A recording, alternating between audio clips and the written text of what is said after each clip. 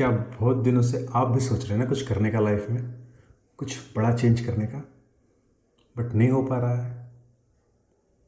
कोई बात नहीं, here I am back with one of the interesting book जो आपको मदद करेगी आपके टारगेट को अचीव करने के लिए। हम लाइफ में कुछ करना चाहते हैं, कुछ बड़ा, बट हमसे होता नहीं है। क्यों? क्योंकि हमने बिलीव करते हैं कि कुछ बड़ा करने के लिए कुछ बड़ा करना पड़ेगा, बट ऐसा नहीं है। अगर छोटे छोटे चेंजेस लिए जाए, छोटे छोटे स्टेप्स लिए जाए लॉन्ग टर्म के लिए, तो हम एक बड़ा डिफरेंस हमारे लाइफ में क्रिएट कर सकते हैं। जी हाँ, तो I am back with one of the interesting book called atomic habits by James clear. Let's have a shout out for mister Niranjan, जिन्होंने हमारे कमेंट बॉक्स में हमें कमेंट करके बताया था इस बुक के बारे में। इस बुक में वेरियस कैटेगरी से, various fields like sports, education, business से ऐसी केस स्टडीज बताई हुई है जो हमें सिखाती है कि how tiny changes makes big difference और make big impact in long run. तो इस वीडियो में जानेंगे 4 ऐसे मेन लेसन्स जो हम हमारी लाइफ में अगर इम्प्लीमेंट करते हैं तो हम हमारी लाइफ बदल सकते हैं। ठीक है, वीडियो को आखिर तक जरूर देखिएगा, क्योंकि 4th लेसन जो है वो हमें बताता है कि how we can build a good habits and how we can break our bad habits. So number 1 lesson, be a 1% better every day. जी हाँ, आप बोलोगे 1% से क्या होगा, पर यहाँ पे काम करता है कंपाउंडिंग का रूल। मान लो आप आज 1 पे हो और आप हर दिन 1% इंप्रूव हो रहे हो। सो साल के ख़त्म होते होते अगर आप एवरी डे विदाउट फेलियर आप खुद को 1% इंप्रूव करते हो, तो साल के ख़त्म होते होते आप खुद को 37 टाइम्स, यस 37 टाइम्स बेटर कर पाओगे। बट यही अगर आप हर दिन 1% डिग्रेड होते हो, ठीक है, 1% डिग्रेड, तो साल के ख़त्म होते होते आप 0 हो जाओगे। जी हाँ, सो ऑथर कहते हैं कि habits are the compound interest of self improvement. आइए इसे और समझते हैं। जो अच्छी चीज़ें होती है, अच्छी आदतें होती है, उनका असर दिखने के लिए वक्त लगता है, बट यही छोटी छोटी इंप्रूवमेंट्स, छोटी छोटी गुड हैबिट्स अगर हम लॉन्ग रन तक करते हैं तो एक बिग डिफरेंस हमें दिखता है। पर हम ये करते क्यों नहीं है? क्योंकि आजकल की इस भाग दौड़ भरी ज़िंदगी में हमें इंस्टेंट ग्रेटिफिकेशन चाहिए, हमें जल्दी चाहिए, और यही स्लो रेट ऑफ ट्रांसफॉर्मेशन हमें आकर्षित करता है उस इंस्टेंट ग्रेटिफिकेशन के लिए।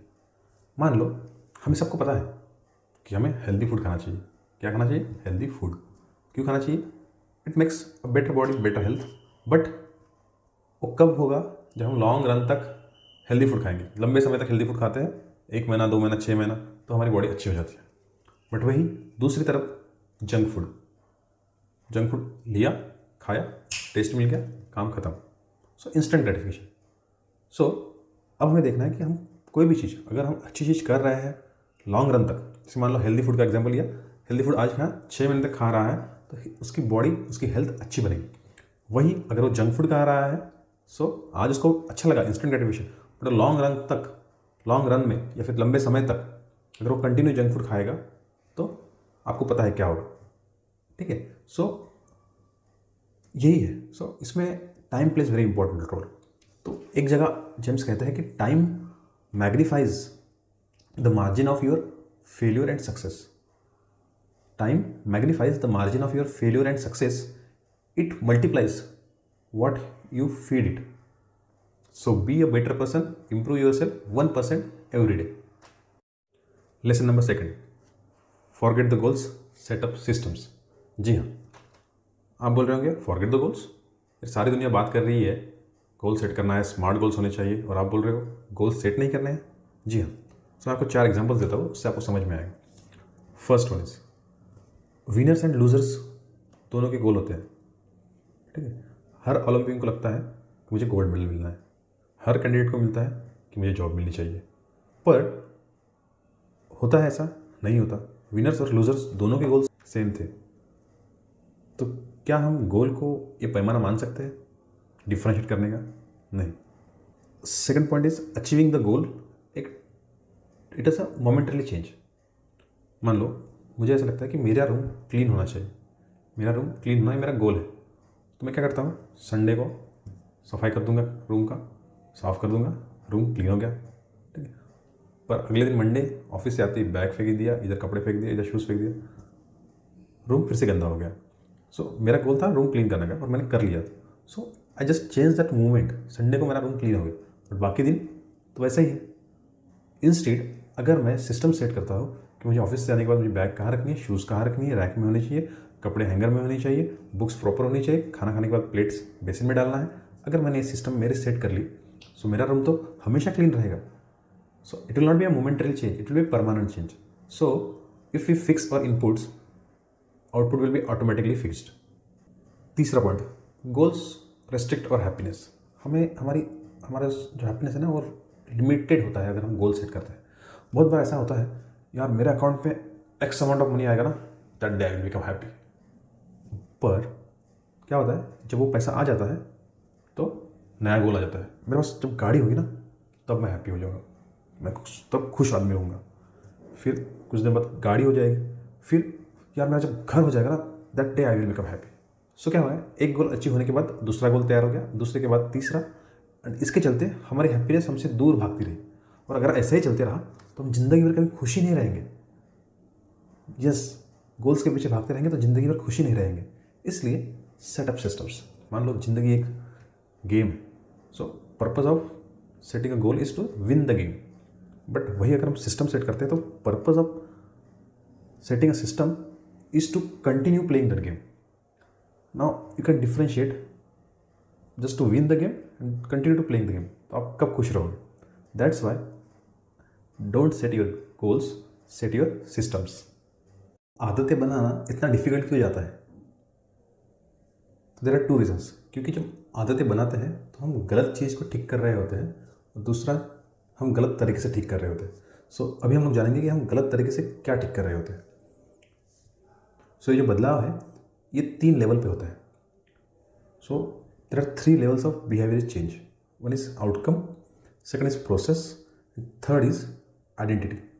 सो आउटकम बेस्ड चेंज मतलब जैसे मुझे वेट कम करना है, या फिर मुझे बुक लिखनी है, या फिर मुझे चैम्पियनशिप जीतनी है, सो related with result.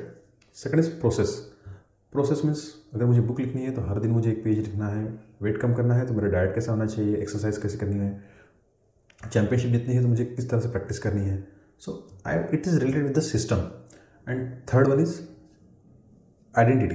Third level is identity. So it is related with the my belief, how do I think about people, मैं किन चीज़ों पर विश्वास रखता हूँ, लोगों के बारे में क्या सोचता हूँ, मेरी सोच क्या है, मैं किस तरह से इंसान हूँ, किस तरह का एक इंसान हूँ, वो मेरी आइडेंटिटी हो जाती है।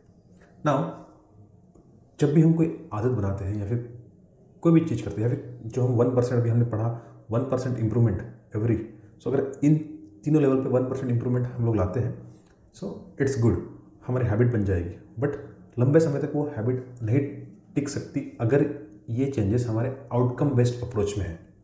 आउटकम बेस्ड अप्रोच मतलब हम पहले आउटकम के बारे में सोच रहे हैं, उसके बाद उसके लिए हम सिस्टम्स बना रहे हैं, and that one is identity.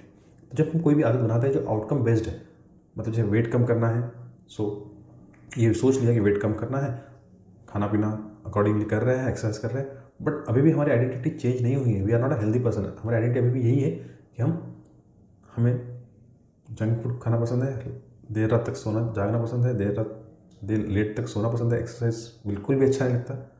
तो क्या होगा, जब ये आउटकम बेस्ड अप्रोच रहेगा तो हम चेंज तो कर पाएंगे, बट लंबे समय तक उस चेंज को टिका नहीं पाएंगे। बट यही इसके अपोजिट, अगर हम आइडेंटिटी बेस्ड अप्रोच रखते हैं, मतलब सबसे पहले कि मुझे खुद को ये बिलीव होना चाहिए कि yes I am the healthy person, मैं हेल्दी हूँ। सो ऑटोमेटिकली अगर मैं हेल्दी हूँ, मुझे बिलीव है हेल्दी है, मैं हेल्दी हूँ, सो मैं एक्सरसाइज करूँगा, अकॉर्डिंगली मैं मेरा खान पान रखूँगा, अकॉर्डिंगली मेरा सुबह उठना रात का सोना होगा। और फिर अगर ये मेरा इन प्लेस है तो आउटकम तो आना ही है।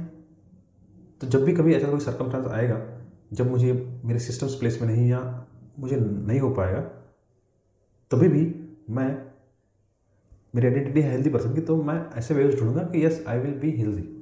बट अगर मेरी आइडेंटिटी हेल्दी पर्सन की है ही नहीं, चाहे मैं लाख कोशिश कर लूँ, तो मैं कुछ देर बाद वापस अपनी आइडेंटिटी पे आ जाऊँगा, मैं एज ए हेल्दी पर्सन नहीं रह सकता। सो हमें हमेशा हैबिट्स बिल्ड करते समय हमें आउटकम के ऊपर ध्यान न देते हुए हमारी आइडेंटिटी क्या है उससे ध्यान रखना चाहिए। हमें हमारी आइडेंटिटी चेंज करने के लिए प्रयास करना चाहिए, ना कि आउटकम। अगर आपका आइडेंटिटी चेंज हो जाएगा तो आउटकम ऑब्वियसली चेंज होगा। तो अब हमने ये तो समझ लिया कि कैसे 1% इम्प्रूवमेंट हमें हेल्प करता है।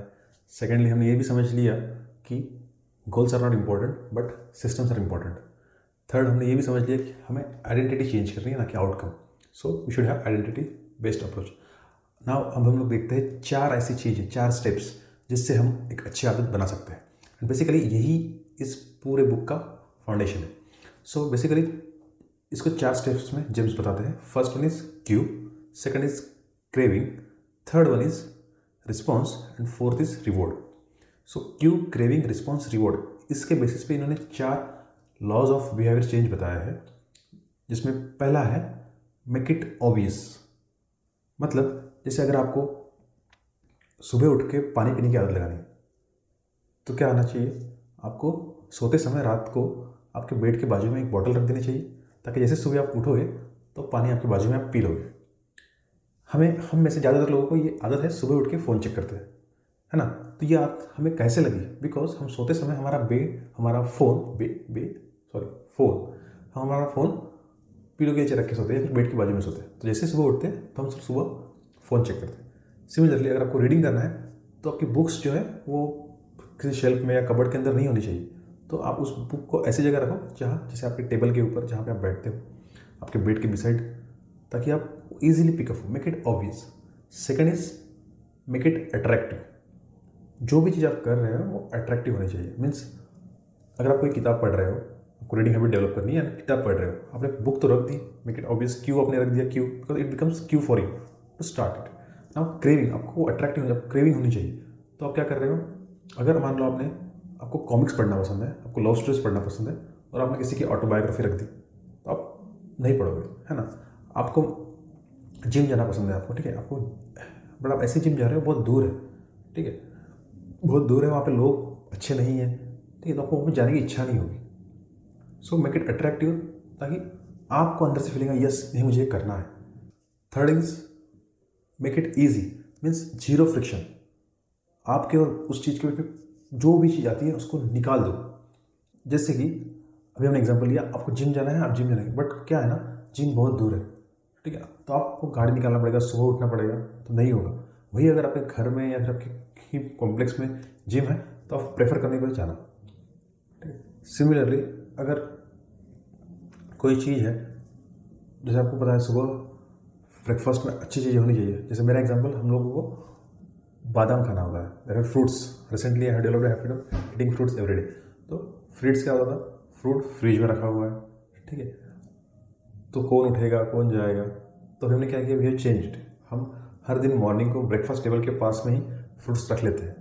तो क्या होता है, जब ब्रेकफास्ट करते हैं तो एक फ्रूट डेली खा लेते हैं। सो रिड्यूस दैट फ्रिक्शन। ऐसी कोई भी चीज़ जो आपके और उसके बीच में आती है उसको कम कर दीजिए, तभी आप वो चीज़ कर पाएंगे।